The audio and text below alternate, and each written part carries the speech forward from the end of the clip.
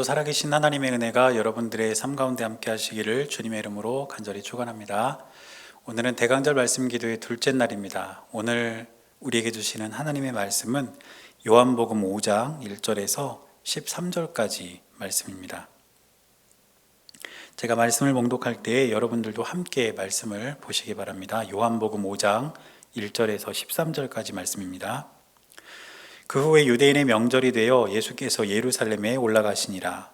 예루살렘에 있는 양문 곁에 히브리 말로 베데스다라 하는 못이 있는데 거기 행각 5이 있고 그 안에 많은 병자, 맹인, 다리 저는 사람, 혈기 마른 사람들이 누워 물의 움직임을 기다리니 이는 천사가 가끔 못에 내려와 물을 움직이게 하는데 움직인 후에 먼저 들어가는 자는 어떤 병에 걸렸든지 낫게 되미로라. 거기 38해 된 병자가 있더라. 예수께서 그 누운 것을 보시고 병이 벌써 오래된 줄 아시고 이르시되 내가 낫고자 하느냐. 병자가 대답하되 주여 물이 움직일 때에 나를 못에 넣어주는 사람이 없어 내가 가는 동안에 다른 사람이 먼저 내려가나이다. 예수께서 이르시되 일어나 내 자리를 들고 걸어가라 하시니 그 사람이 곧 나아서 자리를 들고 걸어가니라. 이날은 안식일이니 유대인들이 병 나은 사람에게 이르되 안식일인데 내가 자리를 들고 가는 것이 옳지 아니하니라. 대답하되 나를 낫게 한 그가 자리를 들고 걸어가라 하더라 하니 그들이 묻되 너에게 자리를 들고 걸어가라 한 사람이 누구냐 하되 고침을 받은 사람은 그가 누구인지 알지 못하니 이는 거기 사람이 많으므로 예수께서 이미 피하셨음이라. 아멘. 오늘 우리가 읽은 본문을 보면 베데스다 연못이라고 하는 곳에서 있었던 한 사건을 다루고 있는 것을 볼 수가 있습니다. 오늘 2절에 보니까 예루살렘에 있는 양문 곁에 히브리 말로 베데스다라 하는 못이 있었다 이렇게 기록하고 있습니다. 이 베데스다라는 말의 뜻은 은혜의 집 혹은 자비의 집 이런 뜻입니다. 그러니까 사람들이 이곳에서 어떤 은혜를 구하고 또 어떤 문제의 해결을 바라는 그런 마음으로 아마 베데스다라는 그런 이름을 짓지 않았나 이런 생각을 해보게 됩니다. 그런데 이 베데스다에 누가 있었냐면 3절에 보니까 이렇게 기록합니다. 그 안에 많은 병자, 맹인, 다리 저는 사람, 혈기 마른 사람들이 누워 물의 움직임을 기다리니 여기 보니까 질병으로 인해서 고통받는 많은 사람들이 베데스다 연못에 모여 있는 것을 볼 수 있습니다. 그리고 그들이 기다린 것은 무엇입니까? 물의 움직임을 기다렸다 이렇게 기록하고 있습니다. 그렇다면 물의 움직임이 과연 뭐길래 이들이 물의 움직임을 기다렸을까요? 그 물의 움직임에 대한 것은 4절에 나옵니다. 4절을 보면 이렇게 기록합니다. 이는 천사가 가끔 못에 내려와 물을 움직이게 하는데 움직인 후에 먼저 들어가는 자는 어떤 병에 걸렸든지 낫게 되미로라. 이 물의 움직임의 정체가 뭐냐면 이들이 생각하기를 천사가 내려왔을 때 이 물의 움직임이 있게 된다는 거죠. 그리고 그때 가장 먼저 그 물 안으로 들어가게 되면 그 사람이 어떤 질병에 걸렸든지 치유를 받게 된다는 겁니다. 그러니까 많은 사람들이 그 베데스다 연못에 모여서 물의 움직임만을 기다리는 거예요. 그리고 그 움직임이 있을 때 먼저 들어가려고 서로 그렇게 지금 그 연못에서 모여 있었다는 것을 의미하는 겁니다. 그런데 여러분 이것이 정말 사실일까요? 정말 물이 움직이는 것이 천사로 인한 것이고 그때 바로 연못으로 들어가면 낫는 것일까요? 그렇지 않습니다. 이것은 이 베데스다 연못에 내려오는 어떤 미신 혹은 어떤 전설과도 같은 그런 이야기일 뿐입니다.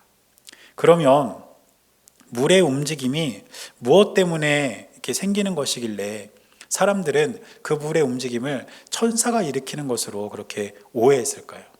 사실은 이 물의 움직임이라는 것은 베데스다 연못으로 물이 공급될 때 일어나는 그런 현상입니다. 다시 말해서 베데스다 연못은 물이 가두어진 상태에 있기 때문에 늘 잔잔한 그런 물의 표면을 유지하고 있습니다. 그런데 어떤 이유에서든지 간에 물이 양이 이렇게 줄어들면 다시 물을 보충해야 하잖아요. 그리고 그럴 때가 되면 솔로몬의 못이라고 부르는 물 저장소가 있는데 거기서 수문을 열어서 이 베데스다 연못으로 물을 내보내 줍니다. 그러니까 베데스다 연못으로 물이 이렇게 내려오게 되면 그 물이 내려오면서 어떤 그 연못의 물의 움직임이 일어나게 되겠죠. 그래서 이렇게 물이 움직이는 건데 사람들은 그것이 천사로 인한 것이라고 그렇게 생각을 하고 있었고, 그때 또 바로 들어가면 치유를 받는다 이렇게 생각하고 있었던 겁니다. 질병에 걸린 사람들이 그 질병에서 치유받길 원하는 어떤 간절함 때문에 이러한 잘못된 미신과 전설이 생겼을 겁니다. 그만큼 병에 걸린 사람은 치유에 대한 간절함이 있다는 것이죠. 그런데 그렇게 베데스다 연못에 모여있던 수많은 사람들 중에 오늘 5절 말씀에 한 사람의 모습이 등장하고 있습니다. 5절 말씀에 보니까 이렇게 기록합니다. 거기 38해 된 병자가 있더라. 그리고 예수님께서 이 병자에게 다가가시는 겁니다. 예수님께서는 6절 말씀을 보니까 이렇게 묻습니다. 예수께서 그 누운 것을 보시고 병이 벌써 오래된 줄 아시고 이르시되 내가 낫고자 하느냐. 지금 예수님께서는 이 병자에게 물으신 거예요. 내가 낫길 원하느냐. 그런데 예수님께서 낫길 원하냐고 물었으면 이 병자는 예, 아니요로 대답해야 훨씬 더 자연스러운 대답 아니겠습니까? 그런데 이 사람은 뭐라고 대답하냐면 7절에 보니까 이렇게 대답합니다. 병자가 대답하되 주여 물이 움직일 때에 나를 못에 넣어주는 사람이 없어 내가 가는 동안에 다른 사람이 먼저 내려가나이다. 무슨 뜻일까요? 물이 막 움직일 때에 내가 그 물 안으로 좀 들어가야 내가 고침을 받을 수가 있을 텐데 나를 도와주는 사람이 없어서 내가 내 힘만으로 그곳으로 이렇게 가는 중에 다른 사람이 먼저 그 못으로 뛰어들었다는 것이죠. 그래서 자기는 38년이라는 40년 가까운 이 오랜 세월 동안 아직도 고침받지 못하고 베데스다 연못에서 이렇게 살고 있다고 지금 예수님께 이야기를 하고 있는 겁니다. 그런데 여러분, 오늘 이 병자의 대답을 한번 잘 보십시오. 이 병자에게는 병으로부터 고침받고자 하는 간절한 열망이 있었습니다. 정말 간절한 기대를 이 병자가 갖고 있었다는 거예요. 그런데 기대와 열망과 어떤 간절한 마음은 있었지만 이 사람은 오답을 붙잡고 있었습니다. 그 오답이 뭡니까? 이 베데스다 못에 얽힌 미신과 전설. 그것만 끝까지 붙잡고 있는 거예요. 그래서 물이 움직일 때 내가 저기에 들어가기만 하면 되는데, 누가 나를 좀 도와줬으면 좋겠는데, 이런 마음만 가지고 40년 가까운 세월을 지금까지 살고 있었던 겁니다. 그런데 이어지는 8절 말씀을 보면 그렇게 대답한 이 병자에게 예수님께서는 이렇게 말씀하셨습니다. 예수께서 이르시되 일어나 내 자리를 들고 걸어가라 하시니, 9절 말씀을 보니까 또 이렇게 기록합니다. 그 사람이 곧 나아서 자리를 들고 걸어가니라. 40년 가까운 세월 동안 전설과 미신만을 붙잡고 살아왔던 이 병자에게 예수님께서는 일어나 내 자리를 들고 걸어가라 이렇게 말씀하셨고, 그 말씀이 떨어짐과 동시에 40년 가까운 세월 동안 질병에 고통받고 있었던 이 병자가 곧 나아서 자리를 들고 걸어갔다라고 성경은 우리에게 가르쳐주고 있습니다. 무슨 의미일까요? 이 38년 된 병자에게 있어서 정답은 베데스다 연못에 내려오는 전설과 미신이 아니라 바로 예수 그리스도였다는 사실입니다. 아주 오랜 세월 동안 오답만을 붙잡고 살아가던 그에게 우리 예수님께서는 정답을 가르쳐 주신 것이죠. 사랑하는 여러분, 저와 여러분들의 삶 가운데 있어서 여러 가지 문제들이 생길 수 있습니다. 그런데 그 문제를 해결하는 답을 우리가 분명하게 찾기를 원한다면 우리는 정답을 알아야 합니다. 오답으로 인해서 그 문제를 우리가 풀 수 없습니다. 그런데 오늘 말씀이 우리에게 가르쳐 주는 것은 무엇입니까? 우리 인생에 있어서의 정답은 예수 그리스도라는 겁니다. 여러분, 우리가 이 땅을 살아가면서 많은 문제들을 겪고 또 그 문제들 가운데 우리가 살아가게 될 텐데, 우리가 혹시 그러한 삶의 한복판에서 오답을 붙잡고 있지 않은지 돌아볼 수 있기를 바랍니다. 정답이신 예수 그리스도가 이미 우리와 함께 하시는데 정답인 주님은 제쳐놓고 오답만을 찾아 헤매고 있고 오답만을 붙잡고 씨름하고 있지 않은지 우리의 삶을 돌아봐야 한다는 것이죠. 그러나 저와 여러분들은 그렇게 오답만을 붙잡고 씨름할 것이 아니라 정답이신 예수 그리스도를 우리의 온 삶을 통해서 붙잡고 살아가는 저와 여러분들의 삶이 될 수 있기를 주님의 이름으로 간절히 축원합니다. 제가 언젠가 설교를 하면서 한번 말씀을 드린 적이 있는데, 한국 대학생 선교회 CCC라고 부릅니다.